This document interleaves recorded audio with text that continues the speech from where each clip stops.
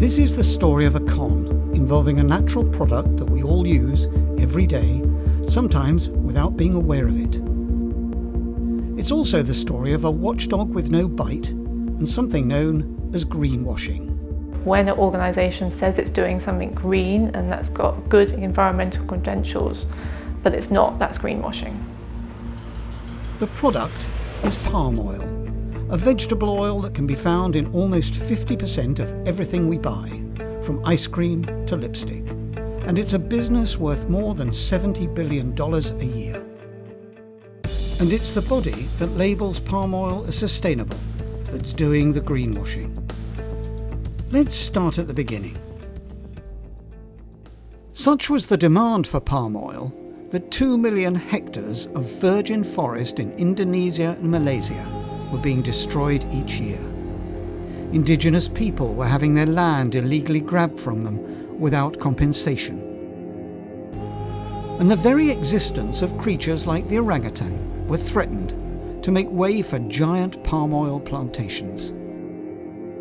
Something had to be done. So to allay international public outrage, the Roundtable on Sustainable Palm Oil, the RSPO, was set up. It now has more than 4,500 members in over 90 countries. It set out to act as a body to verify whether palm oil was being sustainably produced. The RSPO introduced a set of guiding principles and a certification process to guarantee the supply of sustainable palm oil. They use a third-party certification scheme where auditors go in and assess whether the company is adhering to those standards or not. Everyone in the supply chain, from the growers through to the product manufacturers, would volunteer to be subject to regulation, and the RSPO would police the industry. They'll be looking at whether they've destroyed forests, whether they have acquired the land legally, whether the labour they're using is fair and they're paying the right wages, all those different aspects of sustainability. That's what the certification bodies do. One RSPO standard, for example, is the new planting procedure. If you want to clear a forest and plant palm oil, it's a RSPO procedure. That means you have to apply by a number of rules, such as you can't cut down the primary rainforest. You've got to make sure you've got consent from the local communities to clear and operate on that land, and you've got things like legal compliance. Today, the organisation proudly boasts that of the combined share of palm oil produced in Indonesia and Malaysia, 93% has been RSPO certified. Sounds great, doesn't it? Meet the standards and you're RSPO certified that you're growing or processing or manufacturing with 100% sustainable palm oil that has caused no environmental damage or harmed wildlife.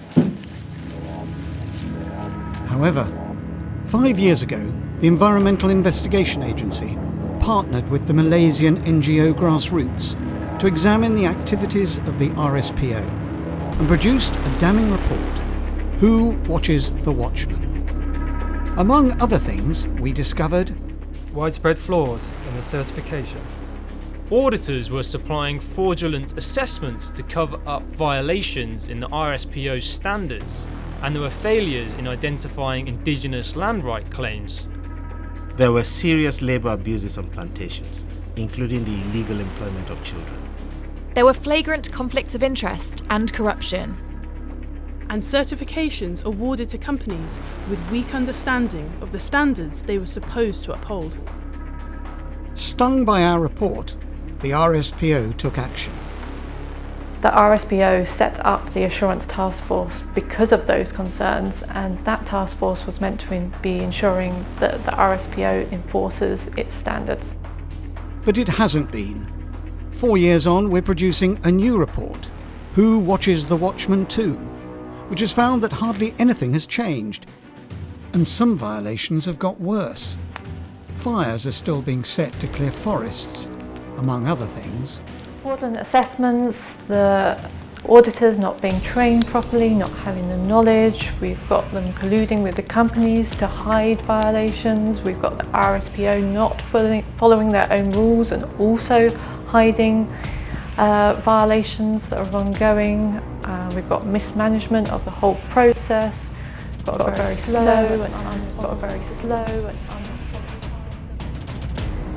Yes, déjà vu.